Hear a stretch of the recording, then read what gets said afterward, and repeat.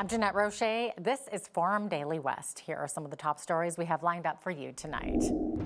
Close to 750 wildfires are burning across Canada, and roughly 4,000 evacuees are forced out over the long weekend near Nelson House, Manitoba. Plus, a new report says the deadly Titan submersible disaster off the coast of Newfoundland happened because of preventable safety failures and deliberate oversight. And it's been quite a year for Jerome Blake. We meet Canada's new fastest man. Thanks for joining us. Prime Minister Mark Carney has announced a major funding for Canada's forestry sector, speaking at a lumber facility in Kelowna, BC today amid renewed tensions in the softwood lumber dispute with the U.S. Carney announced Ottawa will back the industry with loan guarantees. We'll provide up to $700 million in loan guarantees. This will ensure that forestry companies of all sizes have the competitive financing they need to maintain and restructure, if necessary, their operations during a period of profound transformation.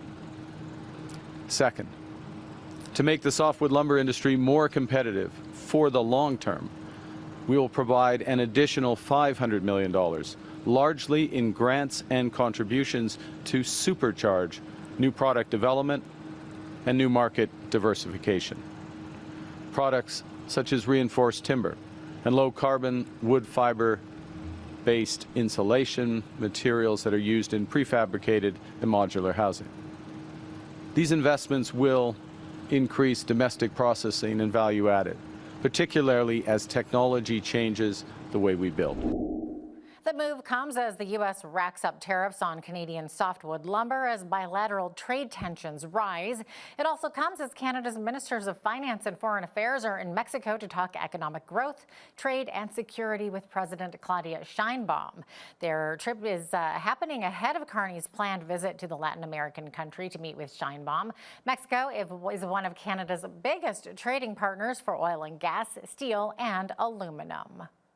However, according to Toronto Sun columnist Brian Lilley, this strategy of making trade deals with Mexico may not necessarily work in our favor. We're not huge trading partners with Mexico. It's not small. I'm not going to say that we don't do trade with Mexico, but they're not one of our, the U.S., China, those are our two big trading partners. Mexico falls in line after them. The idea that we can pivot away from the U.S. is lovely. I'd love for us to do it. Stephen Harper tried for 10 years. He signed more trade deals than any prime minister in Canadian history, trying to get us to pivot away from the United States. And what happened? Exports to the U.S. went up, as a percentage of GDP, as a percentage of our exports. We haven't been able to do this. And also, we continue to try and expand our exports, and yet we get in our own way. In that full interview with Brian Lilley, he also discusses how Trump is now threatening a tariff as high as 250% on pharmaceuticals, which is a major export product for Canada. That interview coming up right after business news. An advocacy group, representing some northern First Nations in Manitoba say hearts are with the roughly 4,000 evacuees who were forced out by wildfires over the long weekend. The group says many of the residents from a Cree Nation near Nelson House had to fly out to Winnipeg. The evacuation comes as the Canadian Interagency Forest Fire Centre reported almost 750 wildfires across Canada.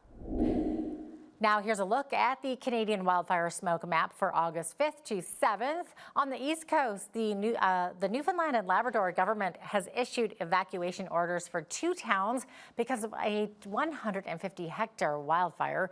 In British Columbia, the Wildfire Service says there are 130 active fires. That's more than double from a week ago when they had 60 following a stretch of hot, dry weather and thunderstorms that produced thousands of lightning strikes. One of the fires is 14 square kilometers in size and has prompted evacuation orders and alerts by the Thompson-Nicola Regional District and several First Nations nearby.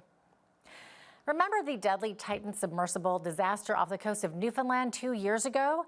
Well, a U.S. Coast Guard report says it was the result of preventable safety failures and deliberate efforts to avoid oversight. The implosion killed all 5 aboard as they descended to the Titanic wreck in 2023.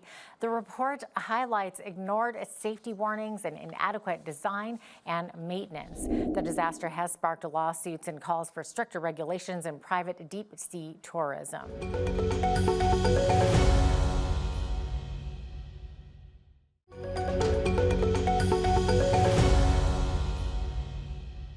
In Quebec, the Grand Chief of the Mohawk Council of Kahnawake says his community may impose road tolls in response to federal cuts.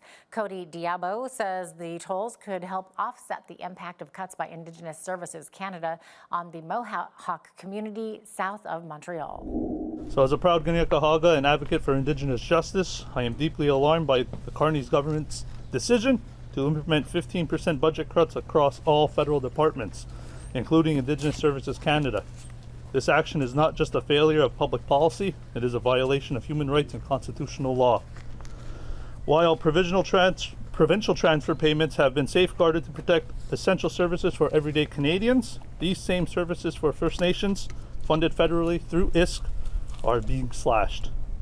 This disparity amounts to racialized austerity and places the burden of economic restraint squarely on Indigenous peoples who already face systemic underfunding and structural disadvantages.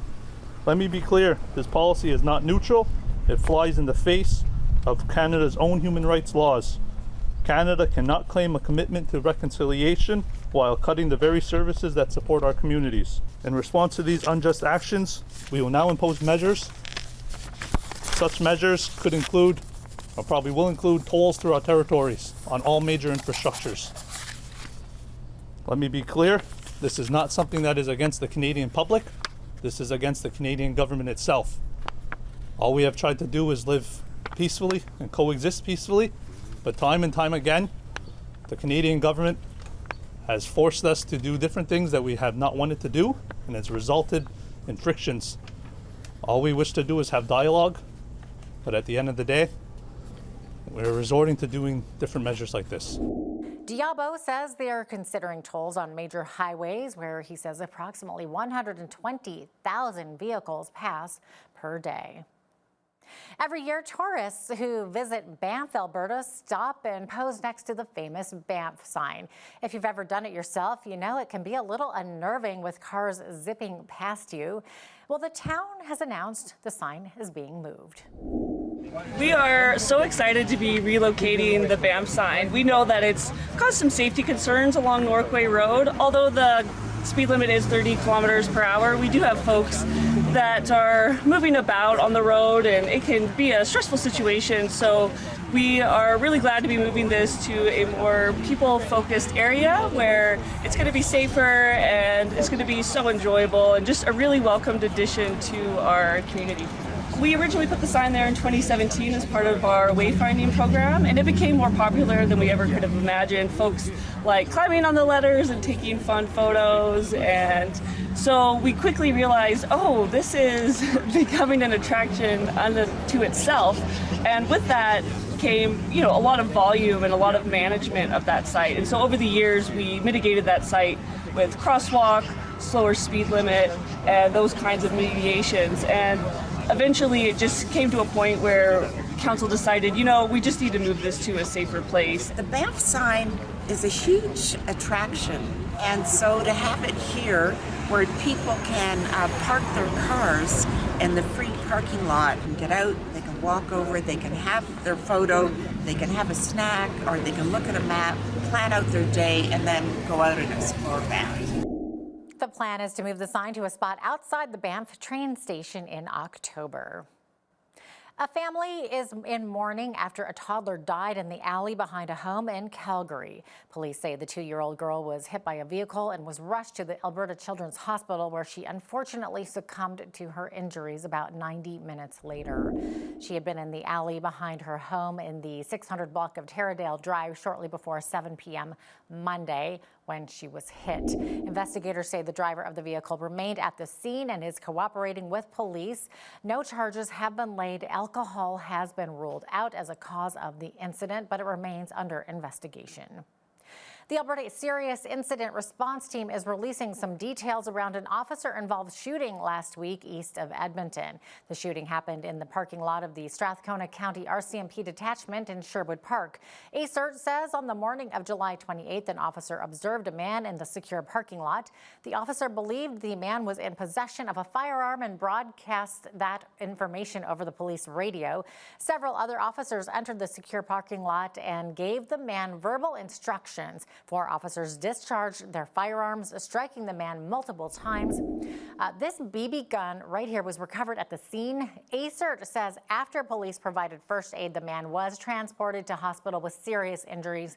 The man remains in hospital and is expected to survive. No officers were injured in the incident. The investigation is ongoing.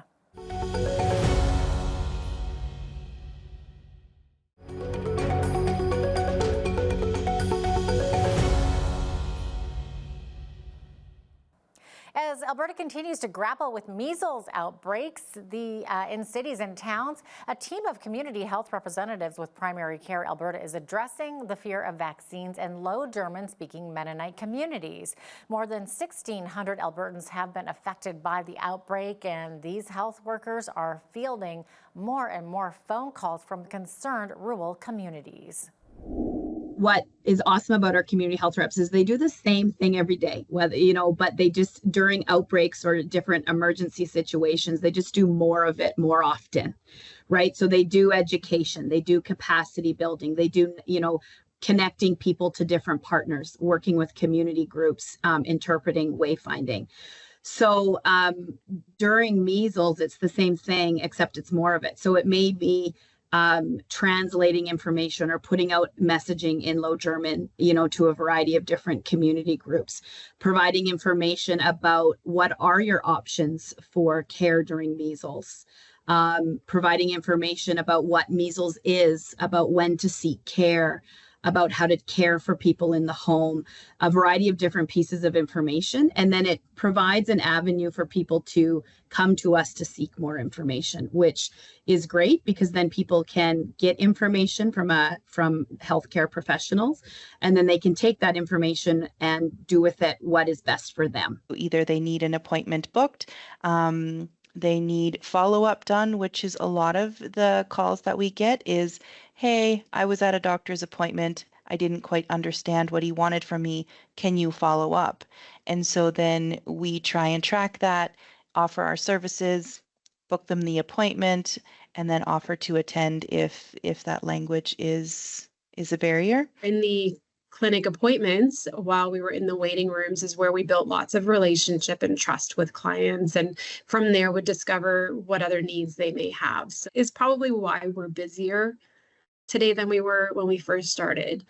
Many families might have thought it was more of an impossibility to go to a doctor's office to get the help they needed, but with our assistance and with that interpretation, they're able to do more of that, to seek more help from the medical world.